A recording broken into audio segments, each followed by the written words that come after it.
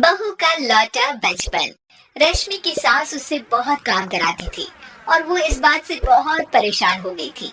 एक दिन सास कहती है, बहू, रसोई का काम खत्म हो जाए तो मेरे कमरे में आ जाना।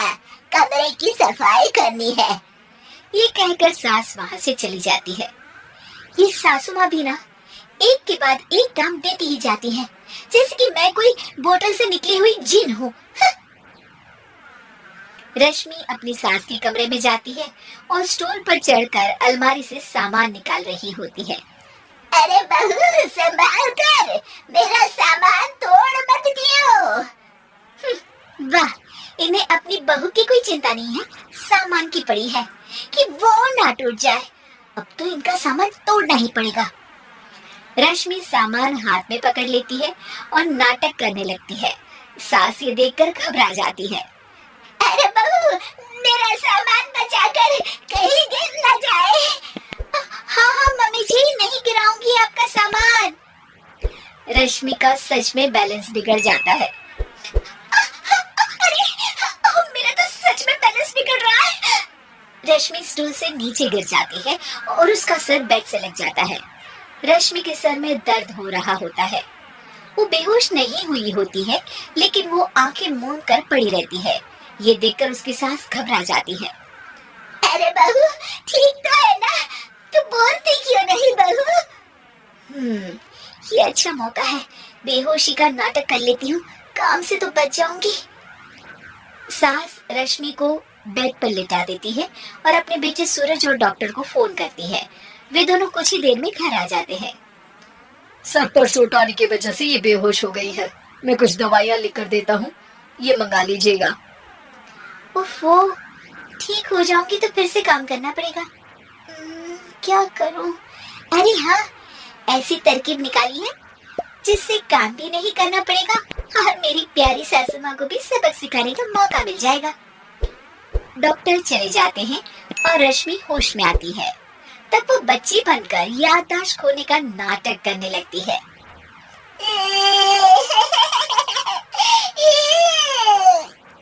अरे बेटा, ये बच्चे के रोने की आवाज कहाँ से आ रही है?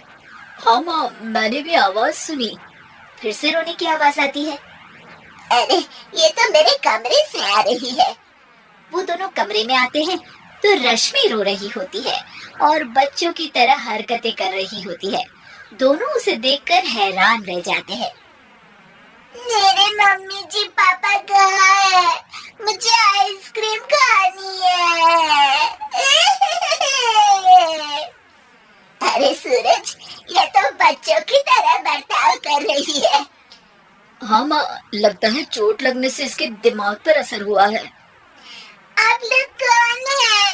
मुझे मम्मी के पास जाना है। अंकल अंकल, मुझे मम्मी के पास जाना है। अंकल, अरे रश्मि, मैं तुम्हारा पति हूँ, क्या तुम्हें याद नहीं है? पति क्या होता है अंकल? और ये बूढ़ी आंटी कौन है? बूढ़ी आंटी? ए, बूढ़ी किसको बोला? बूढ़ी को बूढ़ी नहीं बोलूंगी तो क्या बोलूंगी? तुझे तो अभी बताती हूँ मैं। बूढ़ी आंटी, गंदी बूढ़ी आंटी, गंदी बूढ़ी आंटी। मैं कल ही डॉक्टर के पास लेकर जाता हूँ रश्मि को। अगले दिन सुबह रश्मि की सास सारा काम खुद करती है और ये देखकर रश्मि को बड़ा मजा आ रहा होता है। अरे वाह, इस नाटक में तो बड़ा ही मजा आ रहा है। चलो थोड़ी और सेवा करवाते हैं सासू माँ से। आंटी, मुझे ना भूख लगी है। अरे इतनी देर से मेरा सर खा रही है, तेरी भूख नहीं मिटी। अब क्या खाना है तुझे? मुझे चॉकलेट शेक पीना है। अरे मुझे नहीं आता चॉकलेट शेक बनाना। मुझे चॉकलेट शेक चाहिए, मुझे चॉकलेट शेक चाहिए। अच्छा, मेरी माँ चुप हो जा, लाती हूँ बनाकर चॉकलेट शेक। रश्मि अपनी सास से खूब काम करा रही होती है और अपने नाटक का जमकर फायदा उठा रही होती है। रश्मि पूरे घर को बार बार गंदा कर देती है और उसकी सास बार बार सफाई कर रही होती है। ए बहू, तुझे समझ में नहीं आ रहा? कितनी बार कहा है कि एक जगह बैठ, अभी एक थप्पड़ लगाऊंगी तुझे। रश्मि रोना शुरू कर देती है।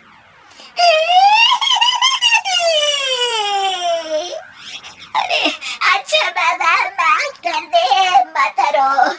तुझे जो करना है कर, पर रो मत मेरी माँ।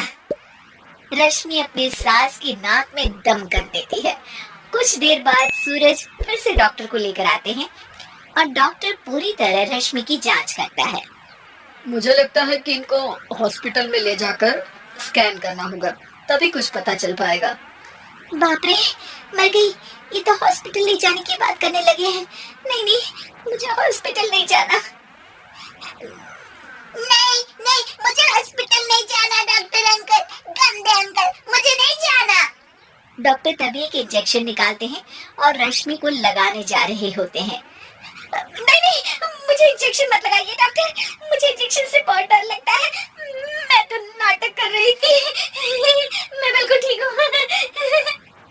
डॉक्टर और रश्मि की सास और पति एकदम दंग रह जाते हैं और रश्मि के इस नाटक का हो जाता है दी एंड।